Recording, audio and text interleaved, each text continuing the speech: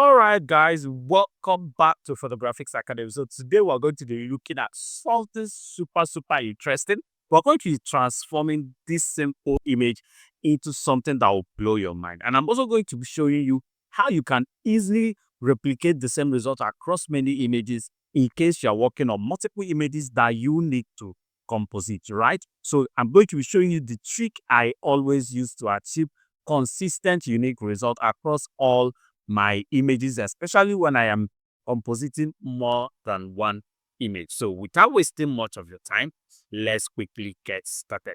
Because we are working on the background, we are not going to pay attention to retouching.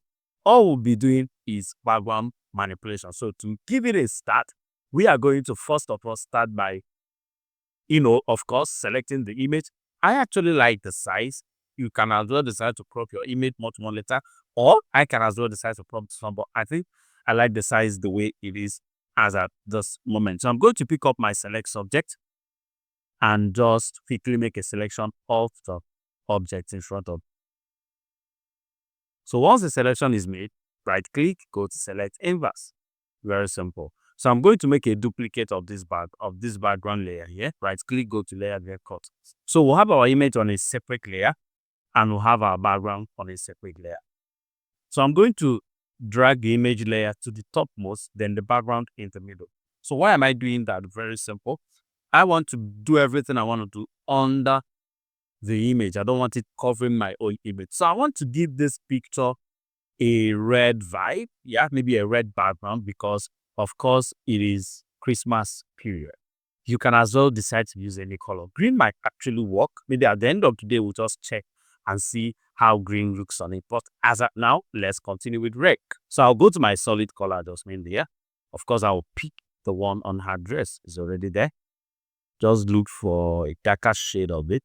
Beautiful. Press OK. So I'm going to change the blend mode to multiply or overlay. So I think multiply or something dark would actually work for me. I like color bonds. Good. I love color bonds because of the way you restored my shadows and all of that. But I think my image is too exposed for that particular background. So I'm going to darken it down a little bit like that. Give it some contrast. Beautiful. So we'll have our red background, we'll have our image on it. It's already looking quite amazing. But of course, if you look at the image, there are a few other corrections you can make. You can't just leave your background like that. If you wish to leave it like that, it's very much okay. But I want to, twig around it, play around with my lights, play around with props and all of that. So to do that, what I'm gonna do is that I'm going to go to my curves adjustment layer right here. Then I'm going to brighten it all the way up like this. Pick up my brush, make it a very hard one. Very hard brush like that. Then press Ctrl I to invert whatever I did and just punch the light somewhere around here. Press Ctrl T. So I just want to distort the light a bit. So I want it on the floor like that. Just giving us, let's see if we can create a cinematic effect around there. Something quite interesting to look at. Okay. Let's move this down here. Beautiful. So we'll change the blend mode, of course. Let's find screen and see if the screen handles it. Then we'll come back, weather it out. No, not exactly. Okay. So pick up my move tool, move it around. So the essence of the light is just to create extra drama. Not necessarily because we want to put it anywhere special or we want to be anything special with it. Just that extra depth that it gives to our image. So I think I'm going to take with using it as a suit. The shape of it is not looking so nice to me. So I'm going to stick with using it as a smooth over here like that. Then I'm going to, of course, feather it. So it gives us that extra depth. Like this. So how am I feathering? Very simple. Click on the curves icon here, then click on the mask. The properties are going to load up for you. Just feather it out. And that is how we'll do the feathering. So I have a prop I want to put over the image to even add more drama. And it's my Snow Pro like this. So I'm going to unlock this. All right, then use my move tool, drag it into the image, place it over my image. So I want it on top, not behind this time around. Then I'm going to change the blend mode. Beautiful. So I think this one is going to give us, it should, let me bring in the one I have on a black background because of the red background and all of that.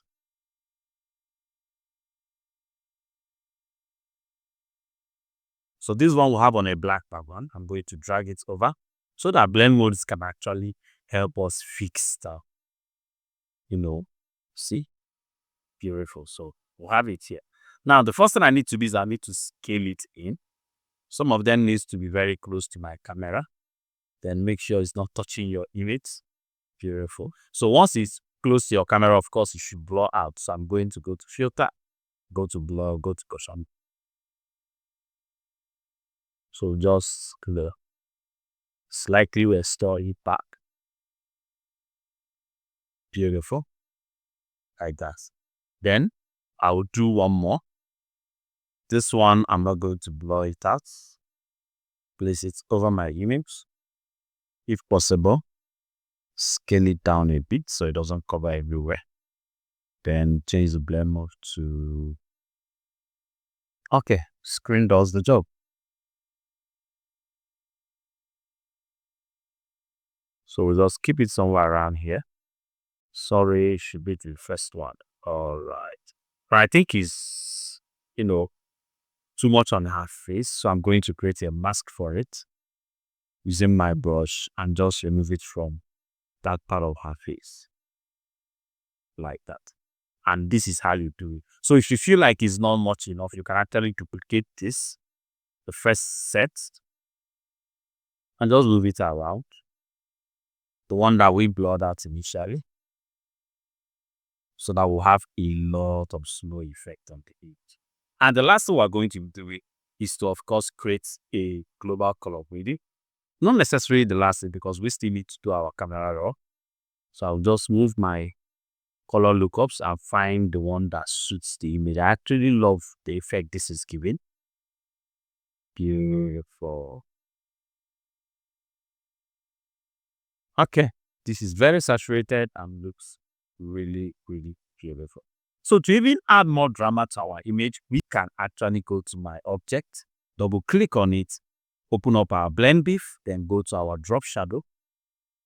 Drop our shadow just directly behind her like this. Press OK. Stay on the shadow, right click, go to create layer. Press OK.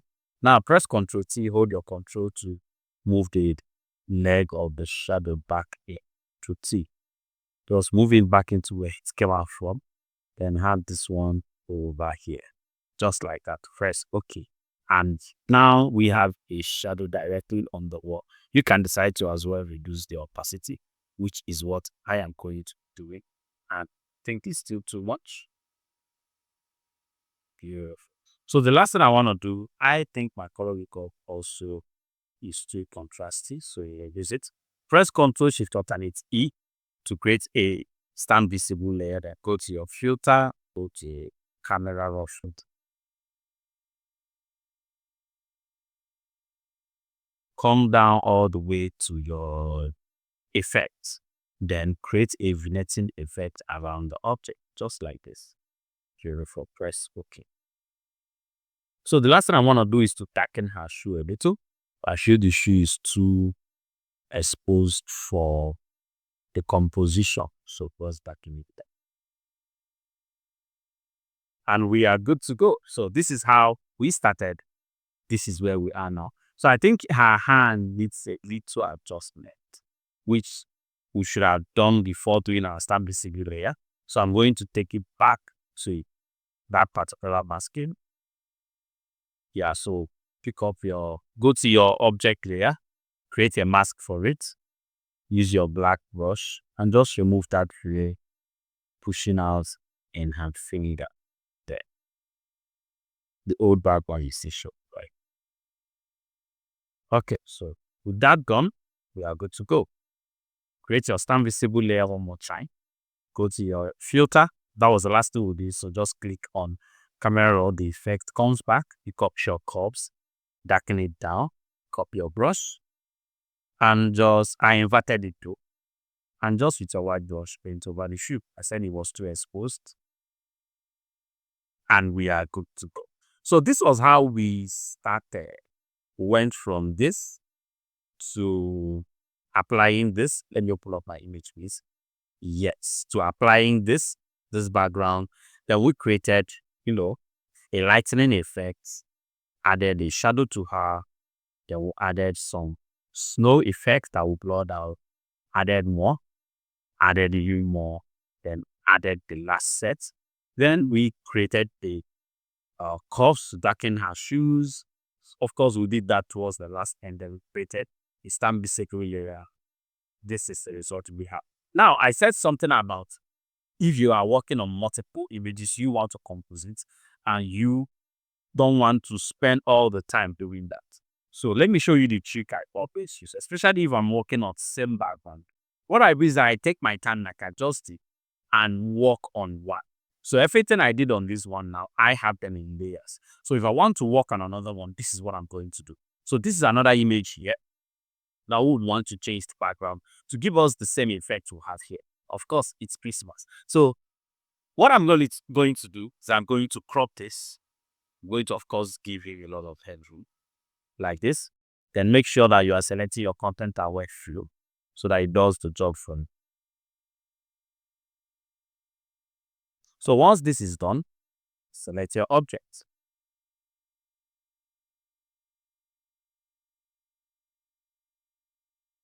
Once the object is selected, right click, go to select inverse, make a duplicate, right click, go to layer record. So you have your object on a separate layer and your background on a separate layer. So what do we do?